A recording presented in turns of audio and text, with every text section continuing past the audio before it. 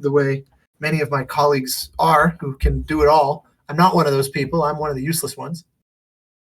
Oh, I just realized my camera turned off somewhere in there.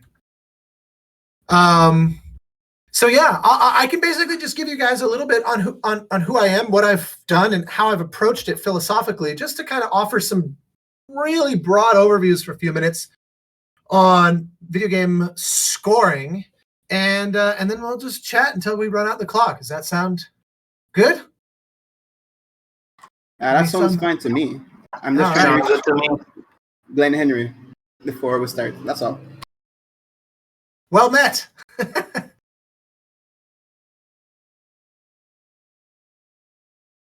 Well, I got one brief little sounds good, which I'll take as glowing approval of this plan from all of you. So yeah, I'm just gonna dive right in. Like I said before, I don't know if I did say this before, but I'm Austin, and I've had the great pleasure of writing music on a bunch of different kinds of games. If you know my work, most likely it would be because of that game company's game Journey, which to my shock, we are rapidly approaching the 10th anniversary of. Kind of feels like it just came out. But then I'm also, at the same time, I'm also astonished that people still talk about the game, because I'm used to things coming and going and having relatively short shelf lives. And yet somehow people still are playing it and discovering it to this day. It's rather surreal. That was not my first title with TGC. Actually, funny enough, the other day, like 2 days ago, I think, was the 15th anniversary of my first meeting Genova Chen, who founded that game company with Kelly Santiago, when all three of us were students at the University of Southern California here in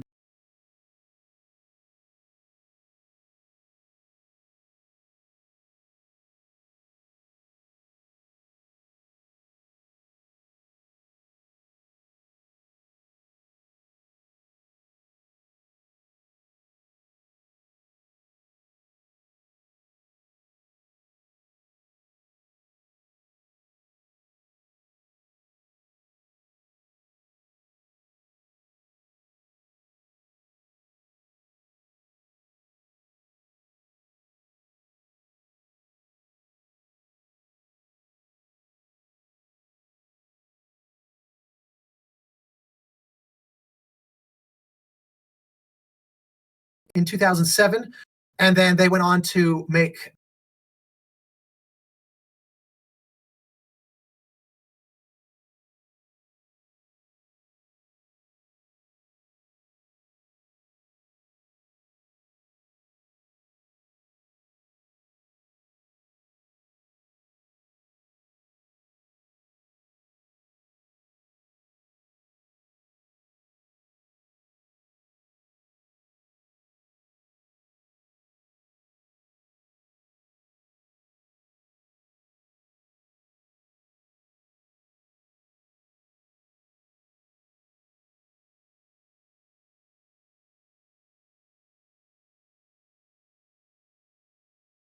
exploded beyond. I mean, Flower also had way outperformed Flow and really elevated the notoriety of TGC, but then Journey somehow kind of fully over and above did the same thing, and exploded beyond any of our expectations. And it's a real dividing line in my career from when Journey came out, because I started to receive a lot more interest and calls and a lot of interesting opportunities. And I've been very lucky to work on a huge variety of games since then, of a real broad stylistic and mechanical, as in game mechanics, gamut. So I'll just kind of talk through a few and just give a sense of what my thinking is when starting in on a project. I had asked ahead of time what the kind of general crowd here would be like, in terms of where you guys are as developers, if there's any composers or audio people. I also know this being recorded, and therefore other people might watch it later. So my hope is to kind of speak as generally as possible, so that it's hopefully there's something meaningful here, whether you're a designer, an engineer, an artist, concept art or gameplay art, whatever, animator, doesn't matter. And then certainly, obviously, to any composer colleagues that might find something useful. So basically, the long and short of it is when I first am made aware of a game, and hopefully it's as early in the process as possible. My absolute favorite is when I'm there from day one, where the game exists as an elevator pitch, or maybe there's a few pieces of concept art, but it's basically a chalkboard drawing of here's what we want to make. It's really ideal, I think, to come in that early, because then it lets us talk about how music can truly become part of the experience in a meaningful way, and not just this skin graft that we're kind of stapling on top of an otherwise pretty thoroughly and deeply conceived musical experience. Because one of the things that fundamentally separates writing music for a game from from writing music for film, for example, or a TV show, is that the music is really interwoven with the player's experience in a way that is not just accompanimental. I'm not merely watching a scene and the music is helping the scene tell the story, but it's part of the player's experience, which is more immersive and more inside of the game than I feel as a movie viewer. That's not to the denigration of film. They're just inherently different. The notion of player agency can involve music in really meaningful ways. And so the question is always right up front, what kind of game are we trying to make? One of the things I like to ask developers on that first meeting is, if you could invent your dream player of your game, what do you want them to describe your game as? And every developer is very different. Sometimes it's like, I want them to say, that was the most crisp and satisfying platforming I've ever felt. Like, to them, it's very much, they're zeroing straight in on mechanics.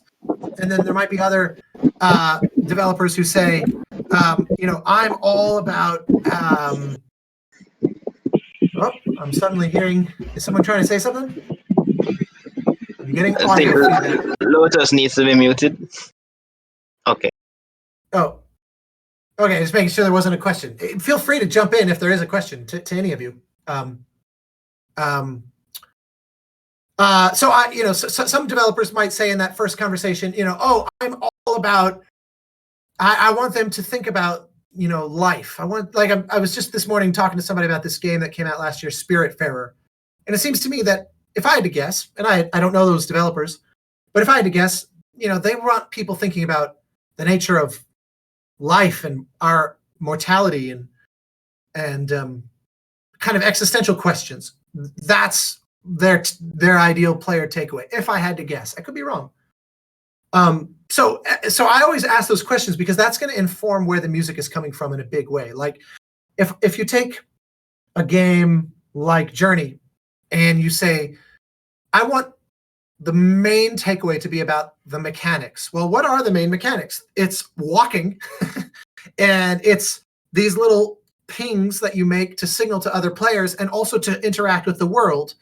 And so if Genova and Kelly and Robin and that game company and Sony, if all of their preoccupation with Journey was, I really want to zero in on what the game feels like to play, then I'm going to make sure that the music is very squarely aimed at how do we augment the played experience. In contrast, though, Genova's first comments was, I want this to be, he had a few goals, and they weren't really about the mechanics. The mechanics were in service of these goals, which were, I want players to feel reflective about life. Journey is clearly a kind of allegory of a life lived. It starts off very innocent and childlike, it becomes a little bit more adolescent, it becomes then very adult and sort of jaded and bitter, and then eventually gives way into kind of post-life, you could say. Spoiler alert. You've had like 9 years, but still. So the question was, how do we make players reflect on just these big picture questions about life? On top of that, Genova had very much this high-level priority of it being a very positive and mutually loving multiplayer experience, and that was very core to what it should be as well. Even though you can play the game single player, he said, I want players to feel a really positive bond with someone they meet online, a random stranger. And that was very important to him as well. So I thought, okay, the music needs to have that baked in. And so the whole 3 years that we worked on it were, how do I make it feel in a way spiritual? It's not about the walking. It's not about the desert. You know, one of the things that people point out is that there's nothing, all the kind of desert music cliches, like maybe Arabic sounding music or you know, Saharan, whatever that might mean. There's a lot of cliches that composers might turn to. And we avoided all those because I said, this is not about the desert. The desert is an important choice. There's an intrinsic kind of dangerousness. We know as humans, we know in a very deep and intuitive way that if you find yourself alone in a desert, that you're probably in a life or death situation. It's not a hospitable environment to the way we are built to survive. And that was very important. That was meant so that when you find another player, it felt like, oh, you know, thank God, sort of a lifeline of some kind. That was there for what it implies emotionally. But it's not like I need the player to think, oh, desert, the music is reminding me because I'm hearing like Arabic tablas and qanun or whatever from like Jordan or Morocco or something. It was like, no, that's actually a very superficial read. The game's not about that. So don't do that musically. This is a spiritual journey. How do I try to, you know, create that? And hopefully in a way that feels very universal. You know, the Journey is a game that is predicated on no existent culture in terms of humanity. It doesn't draw on any obvious, you know, there's some kind of Asian influences and things like that, but it's broadly meant to just be almost like a blank canvas that you can project onto. And I wanted the music to feel the same. And then I also wanted the music to feel very reactive to what happens for multiplayer encounters. Contrast that to, like, I did a franchise of games, a trilogy called the Banner Saga, which is turn-based strategy combat, much kind of like chess or a tabletop game, in tandem with a sort of Oregon Trail-ish side-scrolling narrative experience where the questions were very different. Okay, now how do I integrate with this kind of player interaction? And one of the big funny things is, if you listen to my early drafts on the Banner Saga, I wrote this big battle music because, you know, it's Norse mythology inspired for those unfamiliar. It's also hand drawn in a very 60s Disney film way and inspired by a particular artist named Ivan Earl, who had a very kind of distinct look. And but the reality is that the game moves very slowly. It's a very methodically paced game. And so initially I went into it and I started writing all this big bombastic, very fast, energetic orchestral music, and then I put it in the game. And when you play a game like the Banner Saga, it's this very slow-paced, thoughtful, you know, okay, they moved their shield guy there. I've got an archer. Can maybe try moving them here. You know, it's like playing chess. Other than this Netflix show, The Queen's Gambit, watching people play chess is not terribly interesting.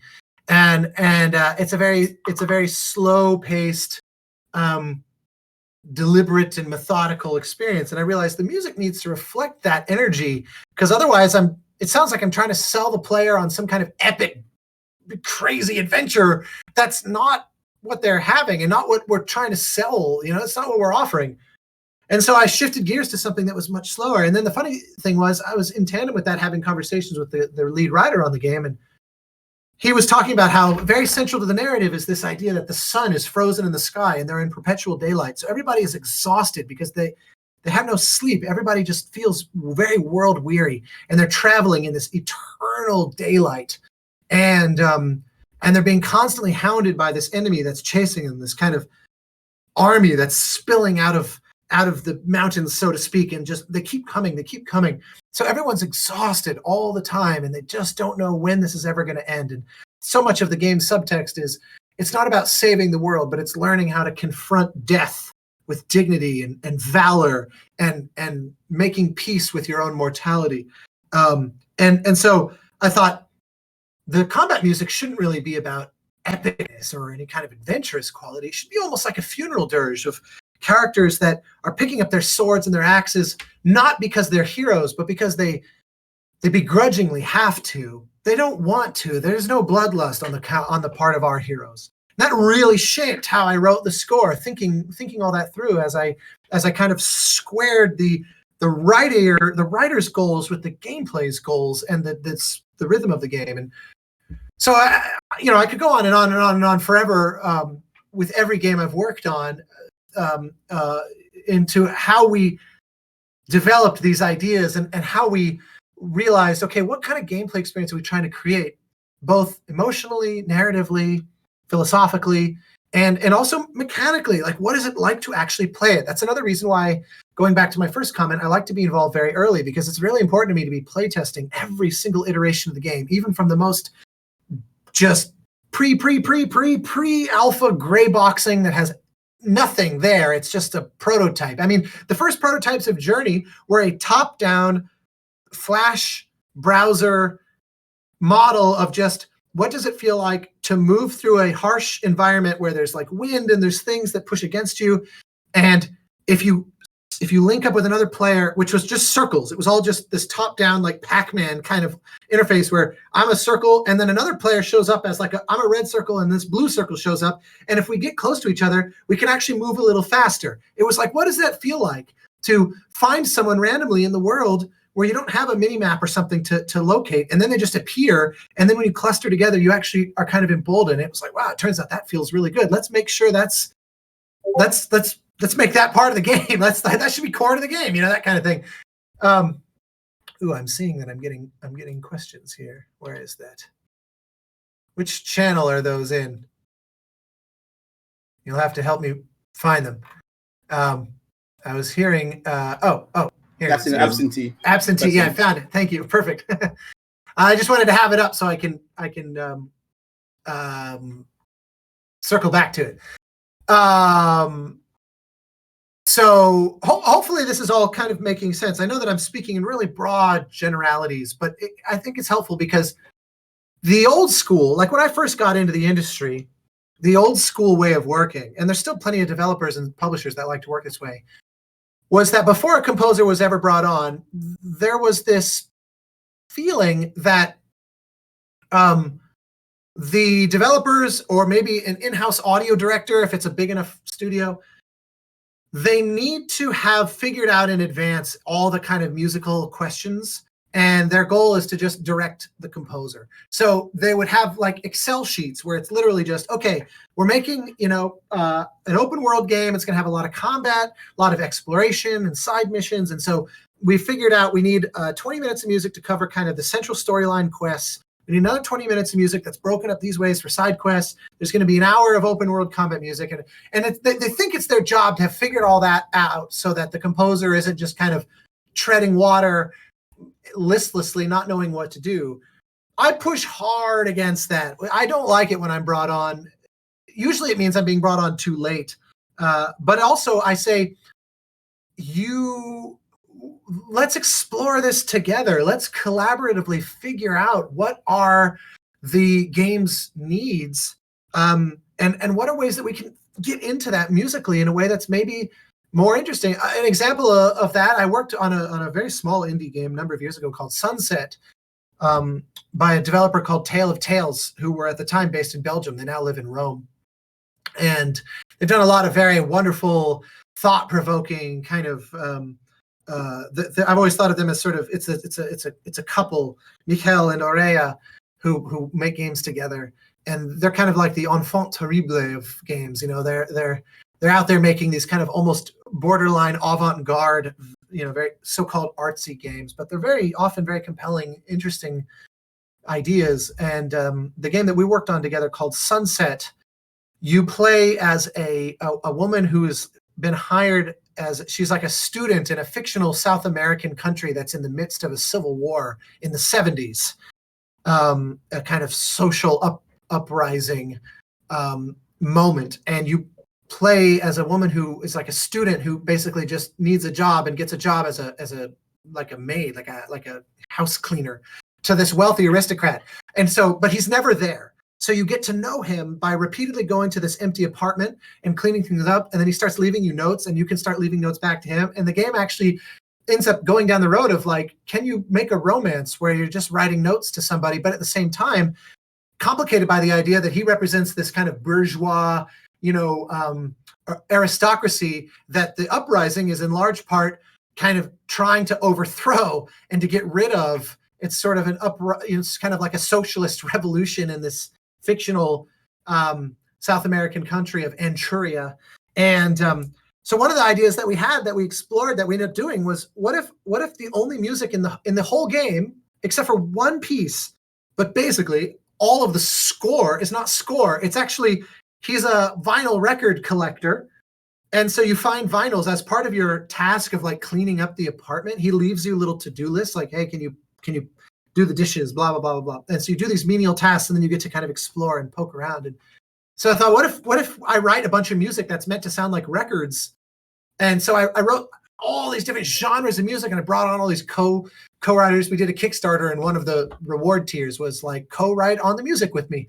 And so there's like, we had full-blown funk, we had jazz, we had classical music, we had like Anchurian patriotic, like propagandistic music. We also had music of like the streets of the people's uprising and all this stuff. And it was all music that the player had to toggle manually in the world, meaning this character that you play as, she could hear it. It wasn't score, which exists non-diegetically, like just kind of in the storytelling.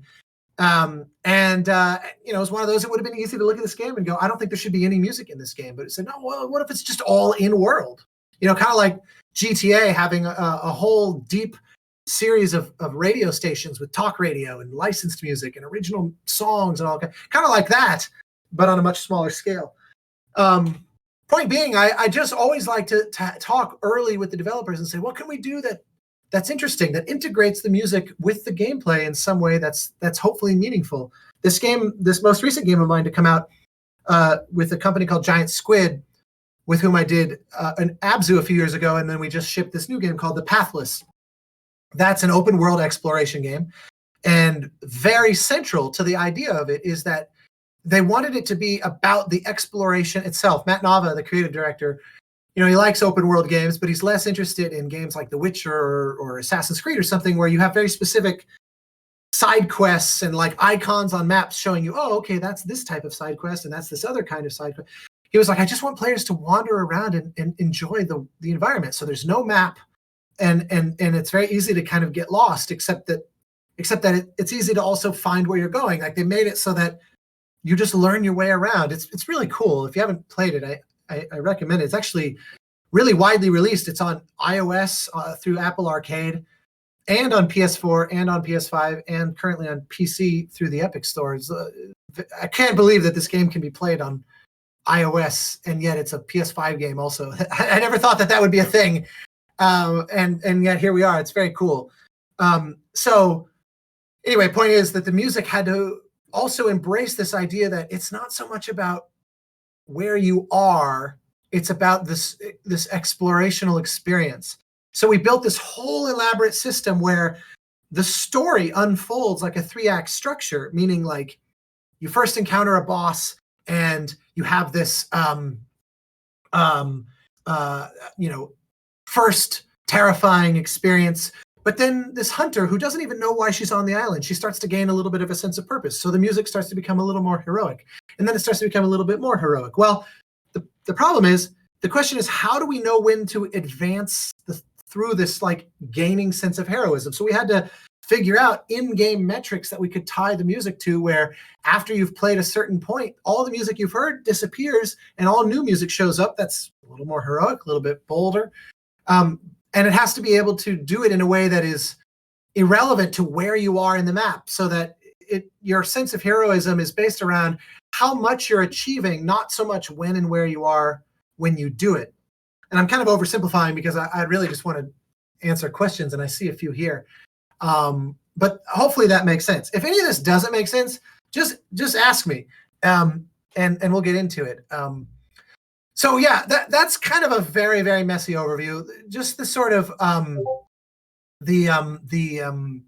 top-down takeaway would be, as a composer, and for you guys who are developers specifically, I really do encourage you to reach out to folks as early as possible. And I think this honestly would apply to any department, but speaking only for my own department of music and audio in general, the earlier that we can be in there to be creative partners, the sooner that we can have conversations that I think will pay long-term dividends. And it's just always a good idea. There's a whole conversation we can have about what kind of contracts that would imply, because sometimes people prefer to work in a way that's like, well, look, I'll work for this week and then I got to move on to the next job, where it's obviously very difficult to have someone who gets paid by the week involved for the whole project unless you have the money for it.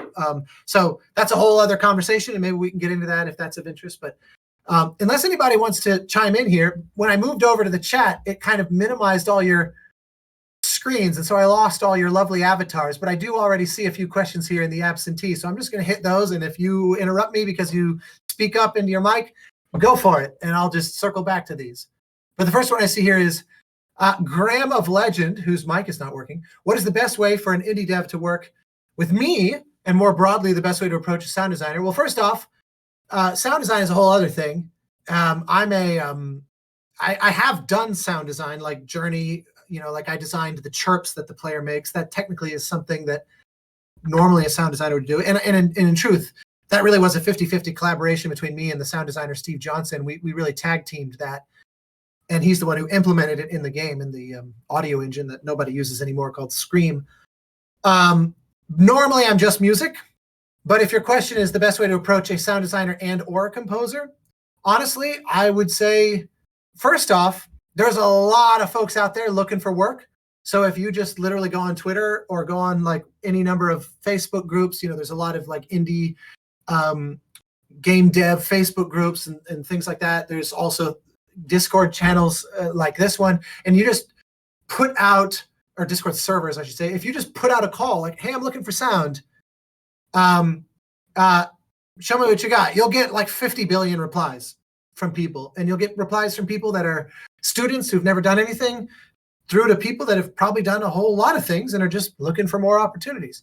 There are hashtags. The only one that I can think of off the top of my head is hashtag VGM is one, or hashtag game audio.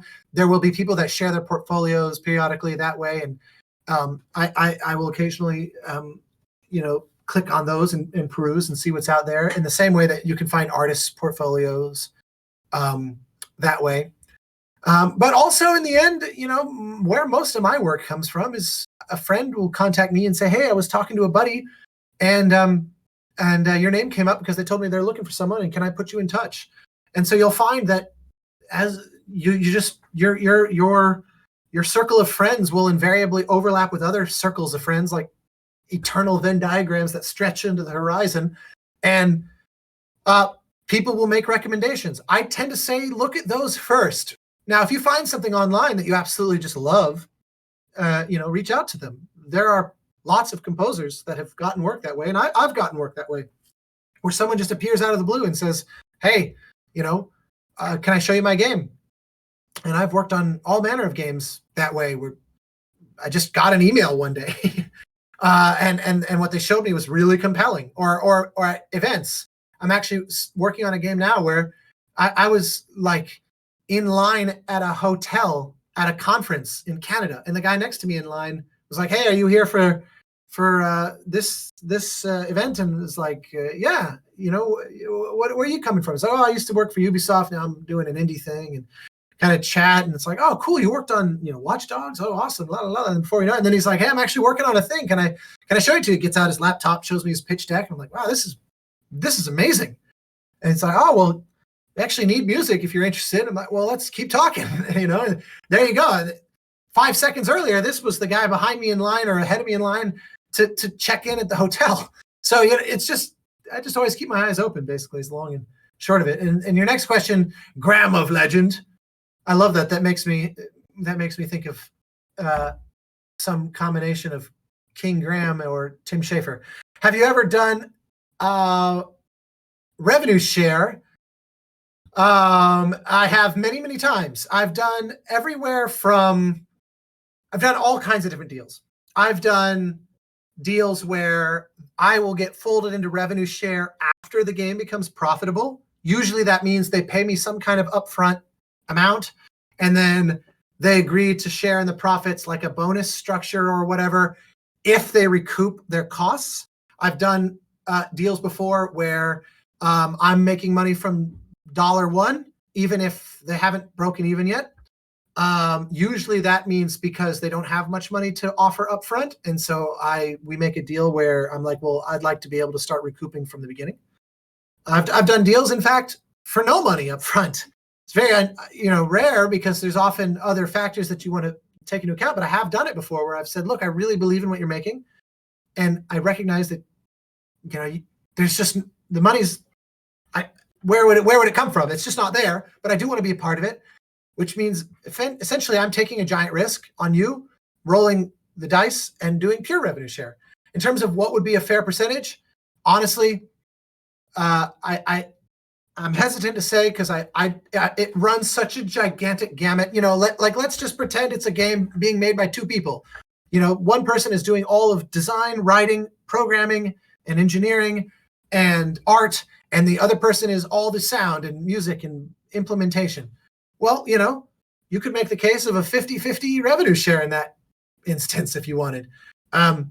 It really runs such a gamut, on bigger titles all the way down to, we'll give you a 0.25% or something like that, or none. There's plenty of games that do work for hire, especially on like big publishers who work with, a Ubisoft or an Activision or a Sony, where they say, we would like to buy out all your future claims to this music, which means that obviously that gives you more leverage to ask for more money up front.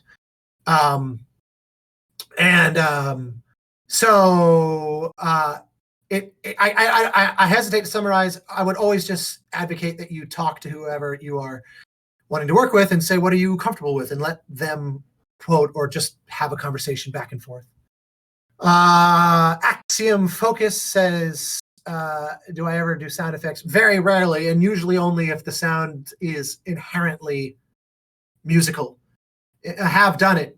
I've done it a bunch of times, but and I love working very closely with the sound designer so that the line between the two can be very blurry. Like I will incorporate, their gun sounds or their sword sounds or sometimes even dialogue and things like that into the music. And I will give them all of the music and say, if you want to find ways to use this, and they'll incorporate musical elements into the sound and that kind of thing. But usually I find that I personally prefer to have a sound design partner. I'm really not. There are sound designers that are like 99% of sound designers are better at sound design than me. I also don't love sound design like I love music. So I don't prioritize it. And when people are hiring me, I make very clear to them up front, if you're looking for a turnkey, all-in-one audio person, I'm not the guy. I really would love to work with some other collaborator. And I've had plenty of games before. I'm working on one right now, for example, where they came to me looking for an audio solution. I said, I am not the sound designer. However, I would be happy to reach out to one of several that I've worked with in the past who I can vouch for and who I would be thrilled to work with again. And they said, would you do that? So I reached out to a guy I had just shipped a game with, and I said, hey, you busy? I have a new opportunity for us if you're looking for it. And they said, sure. And so they hired us as a duo, which was awesome. And that's happened a few times. Let's see here. Maybe I missed this. Here we go. Another question from Axiom Focus. What project did you manage to have your biggest impact in? That's hard to say. I mean, obviously a game like Journey, I was able to be involved every step of the whole 3 years of development. And there's a lot of moments in that game where they said, we'd like to start with the score and design around the first drafts of the music. In fact, most of the game was built that way. It's not the only game that's true for, but of mine, I mean, but it was probably one of the most impactful. So I was able to really help emotionally guide the level design and things like that in ways that is unusual. But that's not a reflection on me. It's not like I'm a genius or something. The main reason for that was because that's just how Genova Chen, as creative director, he likes to work. He likes to have a piece of music that he looks to and says, this makes me feel a certain way, and I want the game to feel that way. So if I have a piece of music that already exists that I can point to, it gives me a way to check if the game is working. If I play the game and it doesn't make me feel the way that music makes me feel, I know the game isn't finished because I already like the music. And encouraging the rest of the team to work similarly. Of course, the irony is that very often what would happen on Journey is that I would then play their early prototypes, and it would make me feel like the initial music I wrote was not the right fit. So I'd rewrite the music and give it to them, and they'd say, ooh, this is interesting. This gives us new ideas now. Then I'd play their updated build based on my new ideas, and I'd do a third draft of the music, and then they would do a third draft, and then I would do a fourth draft, and we kicked it back and forth and back and forth and back and forth. And it just endlessly went. But that's so I mean, Journey is an obvious example. Matt Nava works kind of similarly.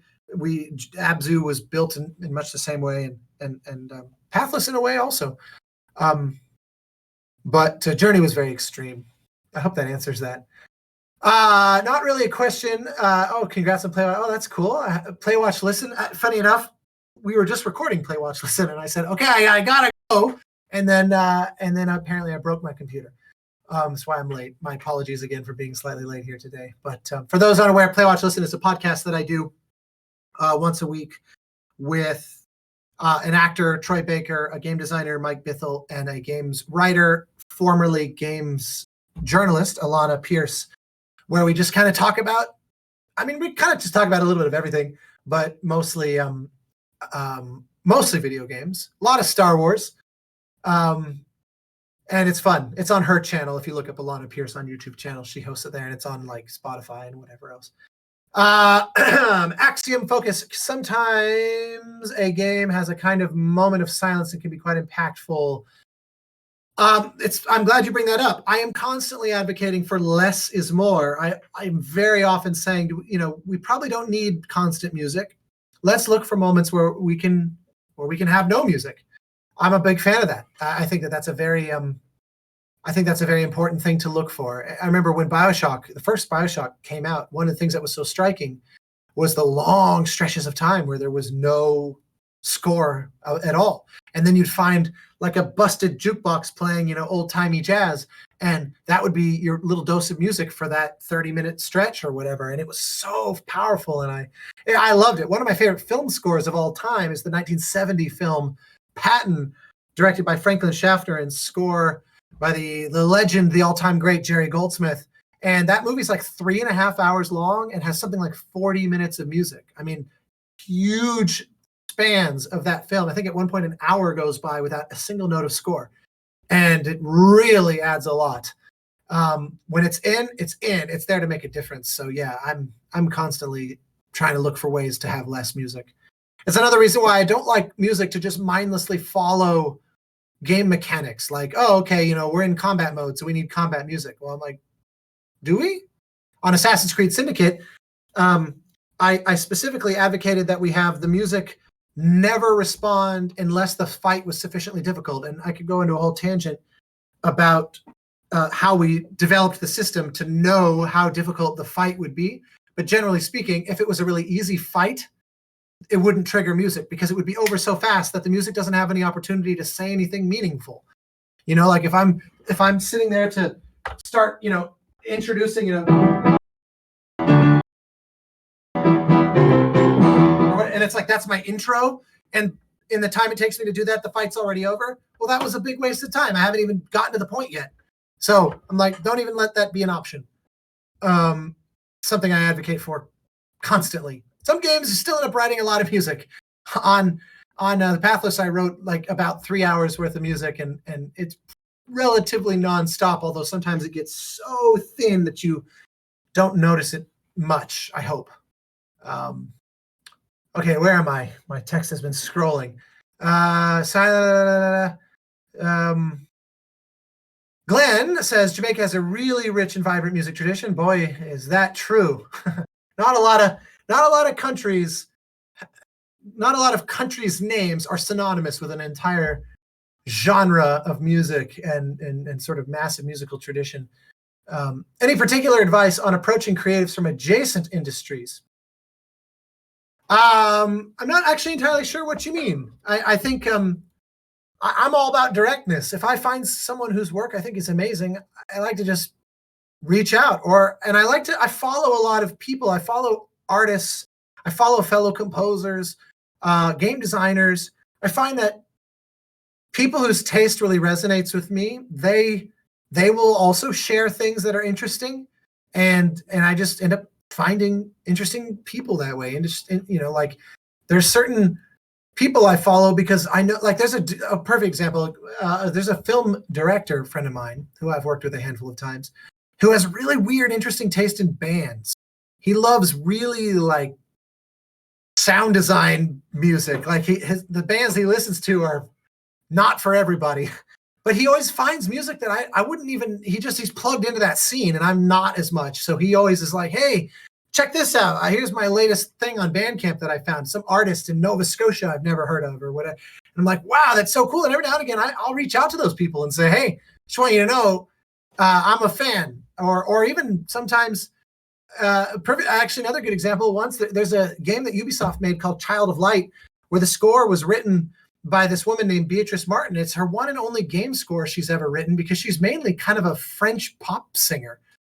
And but I discovered her music and I was like, I actually really like it. It's really infectious and catchy and musical. It's really good. It doesn't feel like it's just produced to high hell, but she's actually like a proper musician and it's very cool. I just fell in love with her music. And so I just reached out to her and was like, someday I want to make something with you. And I don't know what, maybe we'll write a song together or we can write a score together, but I'm just a fan, and we just became friends. And actually now maybe finally we have something we can work on together after all this time. So yeah, I don't know, Glenn, if that answers your question very satisfactory. I feel like I'm not answering it very well, but I'm always just trying to find people however I can find them. That's where social media, for all of its flaws, can be quite amazing. And your second question, is there any software, hardware, or instrument setup that can be considered industry standard? Honestly, not really. You can make viable music with your phone or with a cheap laptop and a microphone or GarageBand or a little keyboard. Like, we live in a really wonderful time where you don't need $1 million setup to make something that's really, really good. And whether it's chip tunes, like a game like Celeste or kind of, lo-fi electronic music like Minecraft, or all the way to big, giant, lush orchestral music or whatever, like, there's really no standard. It's one of the things I love about games. It's a very non-judgmental industry aesthetically, both from the industry and from gamers. Like, there are people who would look at a score like Journey and go, yeah, it's sort of a little orchestral and it's very kind of mellow and introspective, and I'm not into that. Like, I want metal. Like, they hear Mick Gordon's music on Doom and they go, that's the quintessential game music. Thank you very much. I don't need to listen to anything else. And I'm like, cool. And then there's someone who listens to Skyrim, and they're like, I want big, dramatic, old-fashioned orchestral music. That's for me. Or like, they just are obsessed with, they just really love like JRPGs, which are really kind of their own genre of music. It's sort of like jazzy, epic orchestra, to put it overly reductively and putting it too simply. But like, that's what I love. And the result is that anyone who can make music any which way can probably find their niche in games. I think it's very cool. It's very, very inclusive industry, and it's always getting more and more and more inclusive. So, my fantasy would be that somewhere in Jamaica, there's some musician who has figured out a way to like hybridize, what we would on the outside world look at like sort of traditional Jamaican music, but they're also like super into fucking like Rammstein, hardcore, borderline like death metal, and they've blended the two in a way that no one ever would have thought of, and it's like the world's ready for that now, and I sign me up. That sounds awesome. And yeah, there is no standard. I mean, yes, like if it sounds really crappy, it might be hard, but even that, some people really love, things that are like in past years might have sounded from a recording quality or a recording fidelity standpoint, might have sounded crappy, but now it's like, no, it just kind of, now it sounds indie, now it sounds interesting. And so even then there's not really a standard, if it's done, I can summarize it this way. If it's done with intent, if it sounds like this is what I meant to make, it doesn't sound held back because I don't have the right tools, or I don't have the right software. It just feels like I worked with full creative power with what I had, whether it's using a phone and some free app on my phone that I use to record things with or sequence things with. It's like if you commit to it and you fully just believe in it, probably it'll be good. You don't need all the bells and whistles.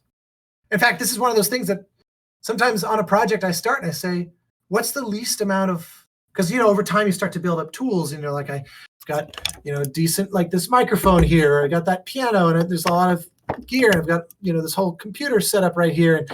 And hopefully I didn't make any of you guys super motion sick just now. Like sometimes I'll say, what if I just use none of those? Like, what can I do with just a piano? Or, just all the default plugins that come in this free piece of software. Can I make something interesting with that? The answer theoretically should be yes. Any composer, I think, worth their salt should be able to make something interesting, no matter what the budget or the whatever. It shouldn't be, I can only write music effectively if there's tons of money to spend on orchestras. I don't think that should be true. All right, where did I lose it here? Workflow and an overview of sorts. Oh boy, that's tough. I don't really have a consistent workflow.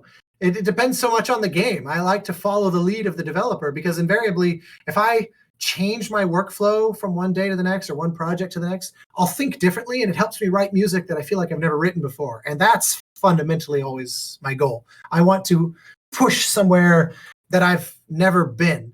And if I have too rigid of a process, I'll just rehash myself. So it's really difficult to say. I mean, in super general terms, I do try to start with sketches and general ideas. You can see it, like, I don't know how much you can see here, but it's like sheet music, where sometimes I'll write things by hand, or I'll play things in, or I'll have like a memo program, and I'll put it here on the piano and I'll play ideas explore. And then at some point I'll shift into the computer and I'll start really getting into fine details. But some pieces are all about the production, which means that I need to have the idea in there because I need to be manipulating the sound. Sometimes it's all about what's the melody? Is it a good theme? And it's very difficult to summarize how the process works when all those goals are very intrinsically different from one another.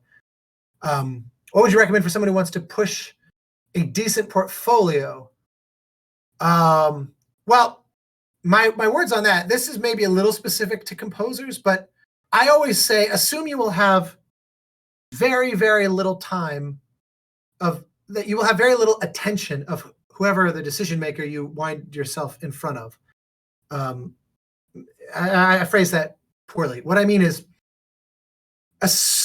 you should just bank on the idea that if I'm a composer, the most that they're going to listen to is a single track of music. And probably if it's not interesting within 20 seconds or 30 seconds, they'll move on. And if they're looking at 20 different composers' portfolios, if I don't grab them inside of 20 seconds, they're going to move to the next composer, because they have a lot at there will be one in there that grabs them that fast. And so why should they keep listening to mine? I suspect that holds true. Like if you're an artist, for example, lead with what you think is the best possible representation of you. And I phrase it that way, not and intentionally differentiate it from not your best work. How would we even define that? I don't know, for example, what's my best piece of music I ever wrote? I don't know. But if I had to say this piece of music summarizes who I am, I may be able to find something. Now, also, generally, if someone asks me for a portfolio of my work, I will try to find out as much about what they're making as possible so that I can cater that portfolio to them. Because, if League of Legends, if Riot reaches out to say, hey, can you write some music for League of Legends? But we want to hear music that you've done. I'm not going to send them something that's got nothing to do with League of Legends. I'm not going to send them music that's heavy metal that might impress id over there working on Doom, but would have little to do with League of Legends. Of course, League of Legends is a bad example because it's so musically diverse with all their splinters and their K-pop bands, and pretty much anything can be considered League of Legends at this point. So that's a particularly bad example. But if Blizzard were to reach out to say, hey, we're thinking of bringing you on for this latest expansion of World of Warcraft, I'm not going to send them my death metal Jamaican music. So part of making a portfolio is how to cater it towards who the audience is. Well, obviously, if you're just putting a thing on your website or on a sharing service or on Twitter or whatever, then who knows? There is no way to know. In that which case, just put what's you. Put the thing where you go, look, yes, I can draw, like, let's say, I'm just speaking hypothetically, let's say I'm a concept artist. Yes, I can make the most Star Warsy or Elder Scrolls, high fantasy, Lord of the Rings. I can draw worlds and landscapes, things like nobody's business. But the truth is, my favorite game was, Celeste. And I kind of want to showcase how I would have pitched for that. Well, you should do that. Because if it's coming from a personal place, I think people will be able to tell. A would-be employer will go, this is the right person for this job, because I can feel them speaking their personal language. And I would rather work with someone like that than somebody who's like, yeah, I can do it, but it's not really my thing. Perfect example of this is a friend of mine named Tina, who's like, her great love is, 2D hand-drawn animation. So needless to say, when they hired her for Cuphead, that was a marriage made in heaven. And she's so perfect for that job because she genuinely loves that art. And I'm sure she can do all kinds of other forms of art. But she made a kind of art that's sort of obviously very, very fringe and niche. But so was what they were making for that game. I'm blanking on the name of that studio in Canada. But they found each other. So, the other key is, be active out in the world. Don't be shy. Don't wait for people to come to you. Introduce yourself to even your heroes. Tweet at Tim Schafer or whomever, the Cuphead developers. Like, people read these things. You never know. Maybe you'll get nothing back, but maybe not. To me, you certainly gain nothing by being silent. You don't know what will happen. You cannot predict the future. If you just engage with people out in the world and find other people that, like similar things as you. Or my favorite thing is actually the opposite of that. I love finding people that will disagree with me. That's kind of the premise in a way of the podcast I mentioned, Play, Watch, Listen. Like, we love kind of having friendly debates. I think it's exciting. Find those communities where you feel comfortable doing that. Hopefully that's not too general. I hope I'm not missing any here. What do you recommend for someone? I see there was a clarification push in terms of building a decent portfolio. Hopefully I kind of already got to that. I'm also a fan of just like looking for opportunities. A good example of this is this recent game, Carrion, which is really cool, by the way, where you play as a kind of a sci-fi 80s monster, side-scrolling, quasi-pixel art, just really cool game. A friend of mine wrote the score, and it's one of those where he's a very, very tenured veteran composer. He's worked on a lot of games, but he came across what they were doing on Twitter, I think, and just reached out to them and said, I'm a fan. If you need music, I'm yours. And they were like, actually, we do need music. You're hired. and he crushed it. Did an amazing job. I think it's actually did a tremendous job. Don't be afraid to be that person. Just reach out to folks. Because sometimes people will say, look, I actually already have music, but let's stay in touch. As long as, especially if you're coming from a genuine place of, I'm a fan of what you're doing. And if I can help you, if I can be of service to you and serve your needs and help be the solution to your problems, I would love to. But first and foremost, I'm a fan. I think what you're doing is exciting and compelling. If you really communicate that clearly and with integrity, you're probably making a friend, even if you don't have a job opportunity out of it. And going back to my earlier comment, in the long run, most work opportunities come through friends. So I think just putting yourself out there in a very authentic way and making sure that the people whose work inspires you, communicating to them that it inspires you, they will probably see that. It means a lot. It doesn't matter, even if they're super famous, like Tim Schafer, they'll probably catch wind of that and be grateful for it. Any thoughts on Nier Automata?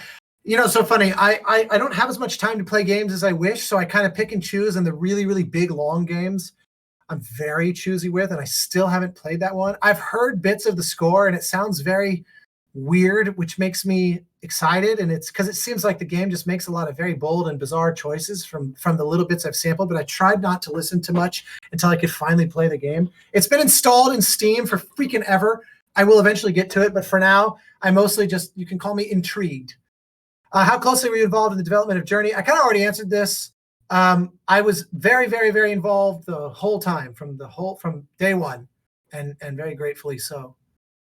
Can I play a snippet of one of my favorite compositions? I don't really have, honestly, I don't know that I have a true favorite of mine, but Journey was one of the projects that I grew a lot as a human being. And so it has a kind of special place in my heart, not because I think it's the best music I ever wrote. In fact, I hope in a way it's sort of the worst music I ever wrote, because it's starting to get kind of old, and I hope I'm always growing and getting better. But I grew a lot as a person, so I look at it fondly through that lens. Abzu, I really pushed myself as a composer harder than a lot of other scores. And so I look at that as one where I really think I grew a lot there too. I pushed myself somewhere I genuinely had never been before. And maybe it's not obvious to outsiders, maybe it's like really nitty gritty, small scale, minutia kind of details, but that's how it feels to me. Assassin's Creed Syndicate was the same way though, honestly. It was one of those where Ubisoft was very generous with me. They really emboldened me to push somewhere that I hadn't been.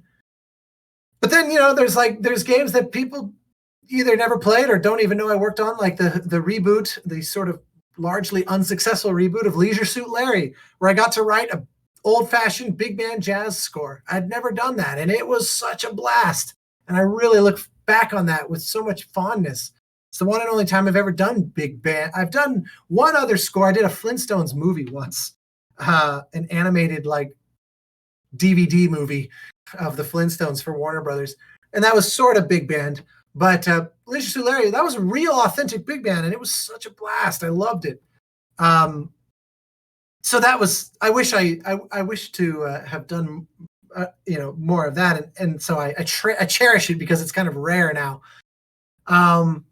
So yeah, I don't know. I really don't. I could go in circles and eventually just name everything I've ever worked on, because I feel really, really lucky to have worked on the things that I've worked on, and so yeah, I don't know. I don't know what to tell you, but I do have a YouTube channel where I've been starting to add more and more content where I kind of offer behind the scenes on specific pieces of mine, and I get into nitty gritty details on there of here's what I think I learned here. And so if any of you want to check that out, it's just my name. If you look it up on YouTube, it should be easy to find.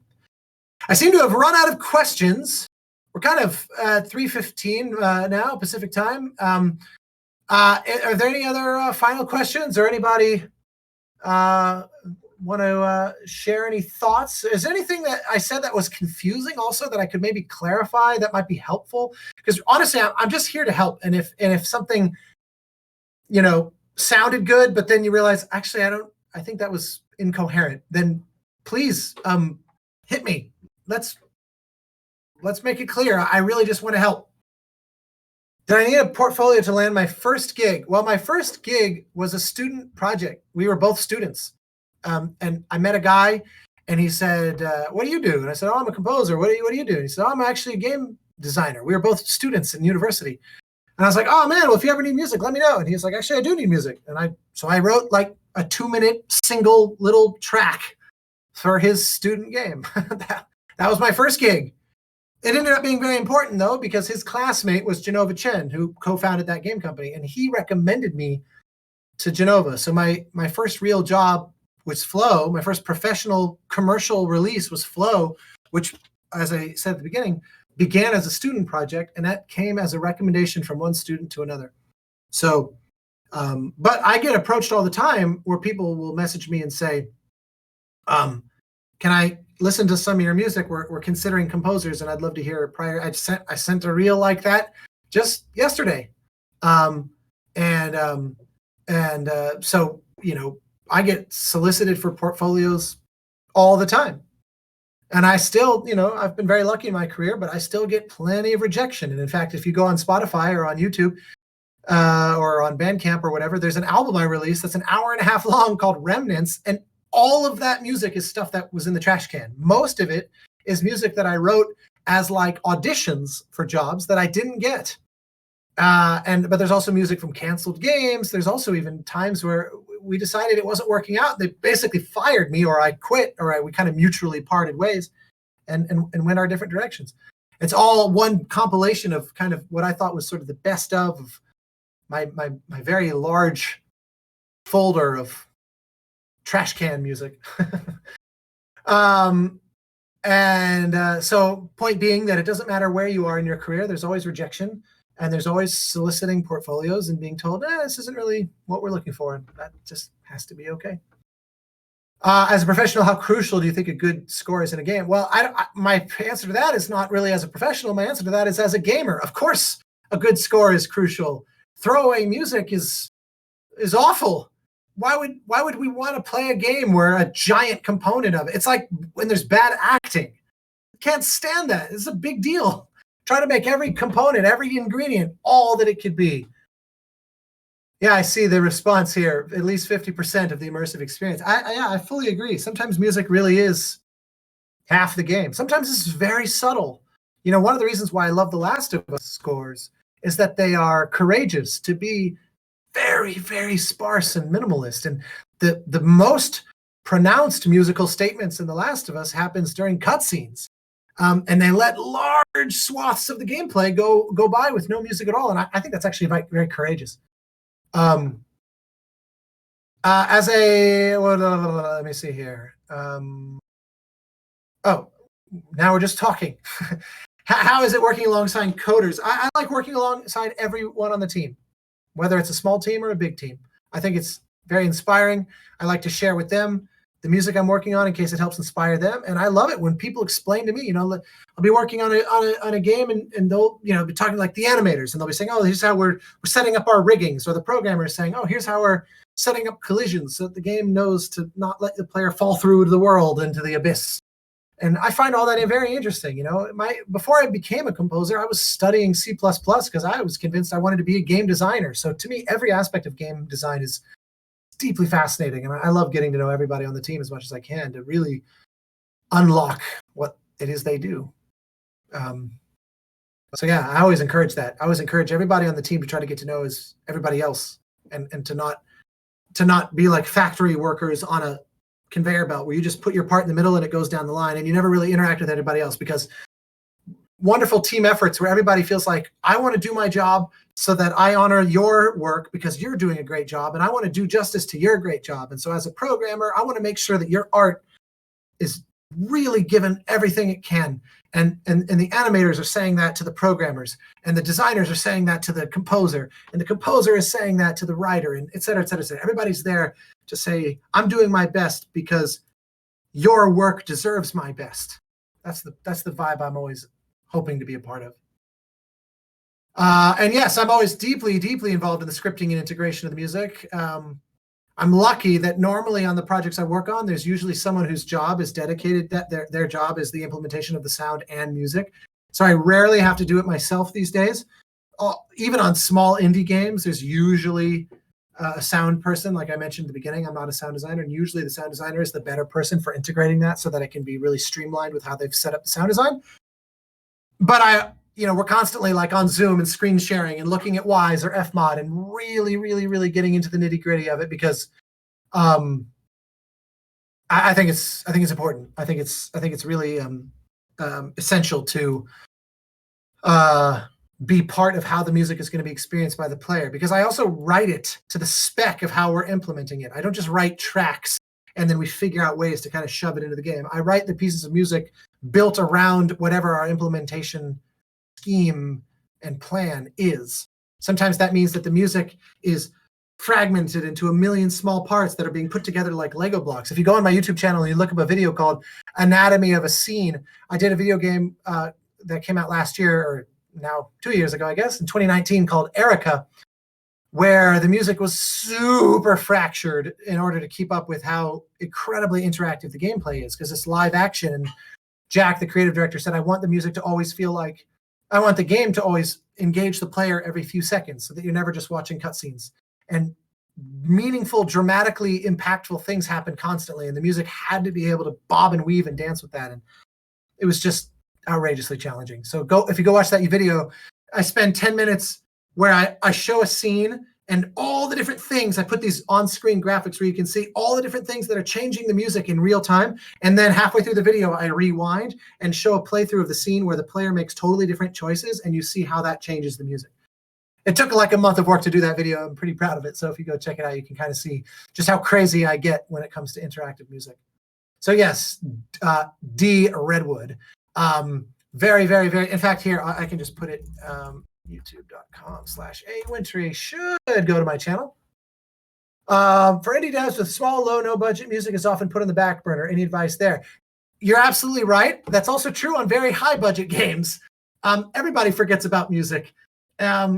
My advice is great scores can be done for no budget. So there's no reason not to be involved early. You just talk to somebody. If you're making, like, okay, let me do it this way. Let's say I'm a developer and I'm like, look, I work a day job as a programmer, but nights and weekends, I'm making my own indie game. I have no money other than my savings account, but I really, I don't have a lot of money to put into this game. So I'm looking for somebody that's passionate about my idea, that's willing to take a chance on me. Well, then I think that's perfectly fair. People say things like never work for free. I see composers tell fellow composers, always make them pay you something. And my response to that is, look, I agree. And sometimes being told, if the game makes money, you're going to make money too. That's no longer working for free. It doesn't have to be money up front. I've worked for virtually nothing up front because I believed in the game, even while simultaneously working on big work for hire major publisher games where they're paying me very, very well. And I say, it's not about the money. I hope I never, ever in my career, and I know I say this from a very privileged position, I'm very aware that I can say this, but my hope is to never take a job because of the money, even if they're offering me just stupid amounts. If I don't love the game and I don't, above all, love the people I'll be working with, it's not worth it. I've done those before, and I always regretted it, and it's very stressful, and you end up having like panic attacks and anxiety and all kinds of shit. And I'm not a fan. I don't do it. And if I'm in it to the extent that I'm in a position where I don't have to, where a well-paying job can kind of subsidize a project where they don't have much money, I'm happy to live my life like that. And I only hope to help do my part to help people get into a position in their life where they can also be in that position. I believe in that. So, point being, sometimes people say, look, I don't have any money. Okay, here's an example. I just had this conversation just this week. Somebody came to me and said,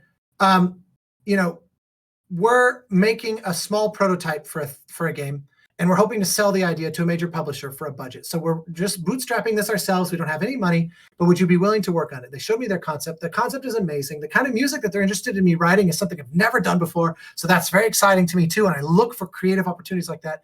So I said to them, look, here's the thing. I don't want money from your savings account. Like, keep that for your savings in case you fall and break your arm, or you need it for, like, if you lose your job suddenly or what. Like, I don't want to take away from your ability to put food on the table. And that money that you are hoping to throw my way, I'm lucky enough that that money will not make the difference for me putting food on my table this week. Eventually, if I stopped working entirely, eventually it would make that difference. But for this week, it doesn't. So keep it. Let's just make a handshake deal. Let's do this thing. I don't want any of your money. But if we do go and make a deal with a big publisher and we're able to get this thing off the ground, I'm going to be right there at the table, and I'm going to, you're going to help me negotiate a situation where I'll be able to do well. And you too, like, you'll also be making a deal where the publisher is going to take care of you, and we're equals in this. And that's what I'm after. And if it's a position where we're not able to be equals, what I'm trying to avoid. So yeah, that to me is that scales. Big budget, small budget. Let's just put ourselves in an equal setting. If some giant $1 billion publisher is paying the bills for everybody, they can pay my bills and they can pay your bills. And if we're just making a game because we love the concept of this game and we really want to just put this out into the world and be creative together, then we'll do that. Money really becomes a lot less important in that situation. I hope that answers your question. Is there a lot of back and forth on getting the rest of the team to accept it? really, really depends. First off, I don't think in terms of tracks. Like I said, it really comes down to tracks are like what you listen to on an album. And I really encourage you to think non-linearly, think in terms of game design. In fact, one of my favorite things, I'm stealing this from a composer colleague of mine named Guy Whitmore, who used to work for PopCap and did the music on games like Peggle. He brilliantly says that we're not really composers. We're not game composers. We're music designers. And I love that. Music designer way more accurately describes what I think we do than the term game composer. Theoretically, they're supposed to be synonyms, but I don't like the idea of writing tracks. Just my little nitpick on your use of that term aside, yeah, sometimes people have a lot of feedback and we have to start over and over again. But I don't mind that because I say to them, look, at the end of the day, it is our game to a degree, but push comes to shove, it's your game. I'm here to help try to tell your story. And I want to help try to, augment your player experience, your mechanics, your level design, your narrative beats, all that kind of thing. And so if you're not happy with it, I'm not doing my job. So let's have a conversation and figure out what it is that you don't like. Now, I've been doing this enough time that I can usually figure out pretty quick what I think that they're going to like. There's a certain amount of psychoanalysis of hearing them talk and really getting under the hood of, okay, this person's all about the energy, or this person's all about the subtle nuance of internal conflict or whatever. But then also that first round of feedback is usually when I learn a lot. So very initially, I'll put a bunch of music on the table and say, what do you think?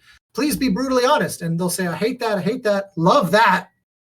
Okay, cool. The piece that you love, let's try to figure out why, and I will learn from that and apply that to all the music we do from here forward. And if I do that correctly, usually there's very little feedback from that point forward. But sometimes there's just tricky pieces to just nail.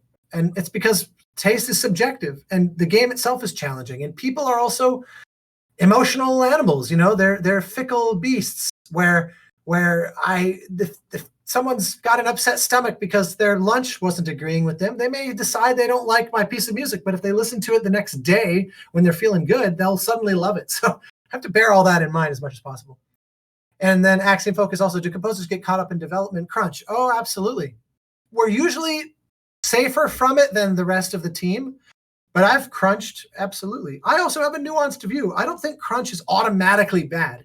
I think death marches, which are basically unending crunches where it's just like there's no end in sight, like a focused crunch of like, okay, everybody, we're all going to have to work extra hard this month. Sometimes it's just unavoidable. And, this is on Play, Watch, Listen. Mike Bithell and I will debate about this because he considers it his job as a manager and as a project leader to avoid that at all costs, and all power to him if he can avoid it. But I've worked on games before where people, they really did try, but then it's just impossible. At some point they just run out of money and the game can't keep pushing back its schedule, or there's a developer or a publisher that says, if you don't release by this date, we're just going to cancel the game and cut our losses or whatever. Sometimes there's a lot of variables there and crunching becomes the only option. There is definitely such a thing as very mismanaged crunch, though. There's also such a thing as, uncompensated for crunch. Like if I'm a programmer who has a normal 40-hour-a-week salaried job and I get paid, however many dollars per hour, and then I'm told you have to crunch 50 hours a week, but they're not paying for that extra 10 hours a week, that to me, that starts to feel a little shady. But because composers operate usually with such different business models, it's crunch doesn't affect us in the same ways. Almost all composers are freelance, which means that we make our own schedules. As long as we deliver by the right date, they don't usually monitor how many hours we work. And so crunch kind of doesn't apply. But still, I've had it plenty of times where it often manifests, actually. On a game like Assassin's Creed Syndicate, I crunched a bit at the end of that game because I wrote all the score, but it was mostly all the systemic, open world music, combat music, mission content music, all that sort of stuff. But there's a boatload of cutscenes, and the cutscenes and the voiceover and the animation, that was coming in really late. Like it wasn't anybody's fault. It was one of the last things being put into the game, which means that once the cutscene is figured out, then we add music, which means that the music is now one of the very last things being put in. So that last month or so, I was working 24 hours a day to get everything sorted and working with Ubisoft to get it over the line. That's not uncommon. Cutscenes very often happen the same on Pathless. There were a few cutscenes at the very end of the game that I was doing right at the 11th hour because it just needed time on Giant Squid's part. Happens all the time. Perfectly fair. I don't hold that against them. I don't think crunch is intrinsically bad. I think it's just getting things finished. You funnel everything through, and it happens. Well-managed crunch is, can be as much a management victory as the idea of avoiding it entirely, in my opinion. But it's a nuanced subject. It's very easy. I think the reason why people avoid it so much is because it's very easy to go, oh, well, the team worked 50 hours this week and didn't complain much. Maybe we should just kind of expect that. And it can become a thing of, for every inch that they give, more people just keep taking and taking and taking, and you want to avoid that for sure. I suspect we're running to the end here. How early in the design process do you think music is needed? I kind of spoke to this already a little bit, but I do think music can be there early, even if you're just creating the musical equivalent of concept art. Just explore, just free form. Say, here's a piece of music I wrote inspired by the game in some abstract sense. I'm working on a game right now that won't be announced for like 2 years. It's a long way off. But we started sketching, and I wrote like a 10-minute piece that's not attached to anything in particular, just from our meetings and from the concept image. I just sort of said, concept paintings, many of them. I just said, here's a piece of music that's my imagination just wandering, and maybe 10% of that 10 minutes gets used in the game, maybe all of it, maybe none of it. It doesn't matter at this stage. There's years of work still ahead of us. So yes, I love that. That's me. I don't mind doing that. I don't charge extra for that, for example. I just like to let my imagination roam, because then I get all the crappy first ideas out of the way, and then I get to move on to like the deeper second and third and fourth ideas, which tend to be better.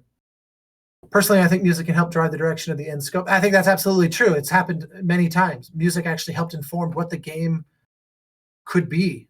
And yes, you do see some modular synths. I've got an Arturia here, a Mini Brute 2, and a Prophet.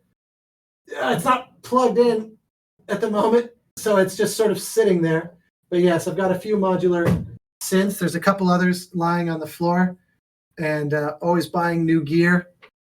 Just bought a new mic that's plugged in over there, and there's little instruments lying around, and yeah, try to make it a music making space. I've got some drumsticks lying on the floor because I was drumming on the back of this piano for a score the other day, seeing how that sounds, making all the, like, you can't really hear it from the front, but the strings all vibrate. And you get this sort of like, kind of like that, but really soft when you drum on the piano. Just trying that out, seeing how that worked. Whatever, maybe trash, we'll find out. Time for a final question, says our overlord Glenn. Thank you again for having me, guys. I hope any of this is helpful. I've never been to Jamaica, by the way. My parents went to Jamaica on their honeymoon in 1977, and it's a place that I know my father, who's not alive anymore, he considered it one of his favorite places in the world.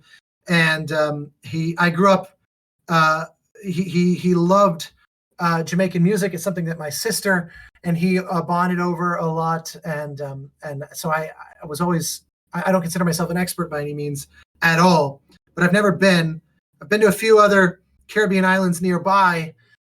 And I love that region of the world quite a lot, but I've never been, and I would so love to go. So I feel very privileged to have been here today and chatting with you guys, and hopefully I can come down and we can all do game jam together or something, because it strikes me as a very special place with really unique culture that's singularly its own. Like I said, it's not many countries in the world where the name of the country is literally a genre of music.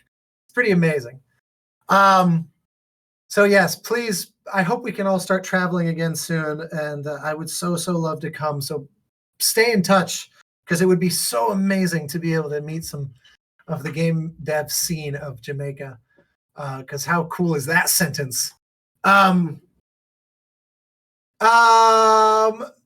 hope that you can work with at least one of us someday and done a Jamaican game. You have no idea how much I feel the same. I love, like, I got to work on a little Norwegian game a few years ago. I got to meet this based in Bergen, wonderful Norwegian dev. And she said, I want you to be you, but I also would love if you could, like, listen to a lot of Norwegian music and really find a way to kind of absorb it and kind of make this fusion of you and Norwegian music. And I ended up hiring these Norwegian musicians and American musicians, and like we jammed together. And then The Pathless was the same, as very influenced by Tuvan throat singing, where I literally sat at the piano with these singers from Tuva, and we played together for 6 hours. And I built so much of the score out of that. And it's just an amazing experience. So I love the idea of working on something that's Jamaican. It's not just made by Jamaican game, because you can make anything. You could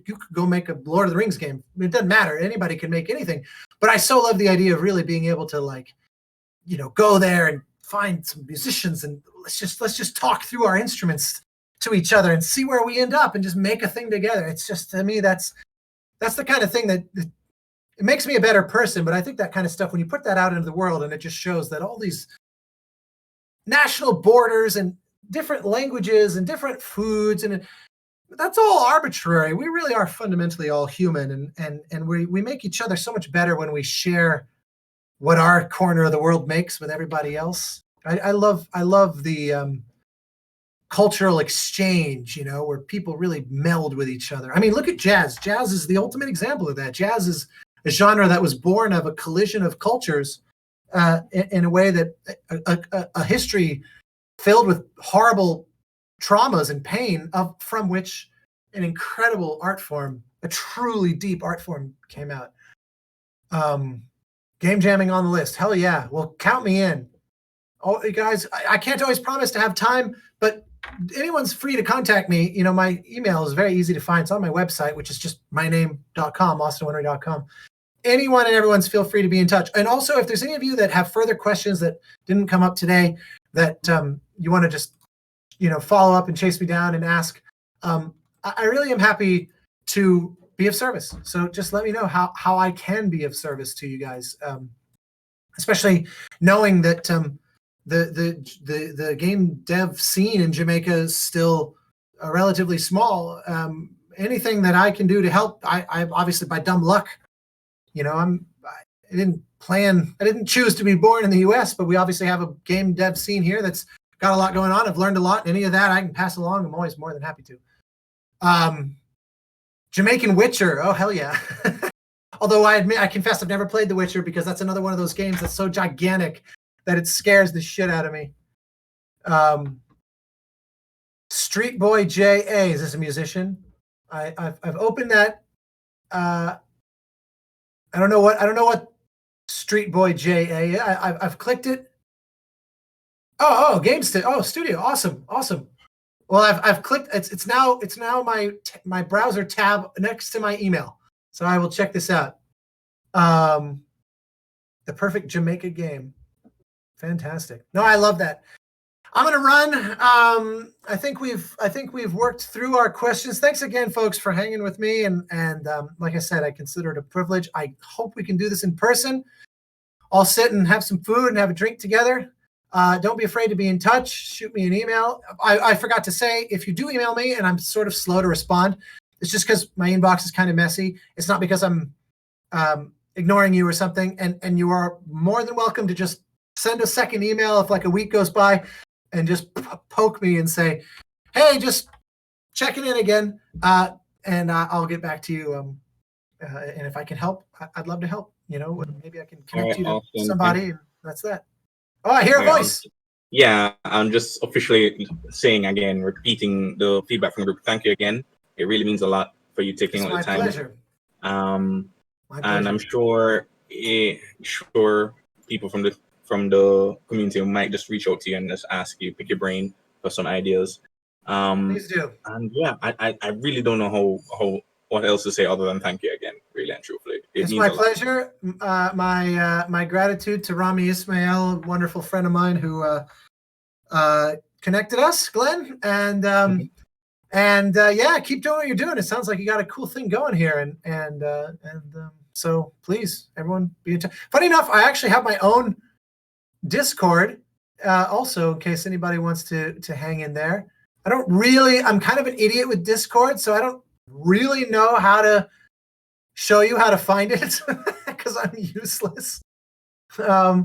But certainly welcome to join. It's mostly music nerds, as you might guess, but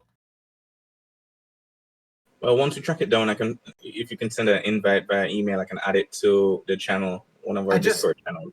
Yep, actually, I think I just figured it out. If I go back to my absentee questions, theoretically, that should work. You see, there's a few channels in there, and anyone's welcome to join. Like I said, it's mostly music nerdiness and me just sharing with folks the latest stuff I've been up to. But anyone's welcome, and certainly for any of you who are not composers who are looking for composers, you will find some in there. That's for sure. In case you're looking to look through some portfolios, you'll get them. So yeah, guys. Well, thanks again. I'm gonna head off. Thanks again, Glenn. It's my pleasure chatting with you guys, and hopefully we'll get a chance to do it in person sooner than later. All right. Stay safe, and thanks again. Absolutely. Take care, everyone.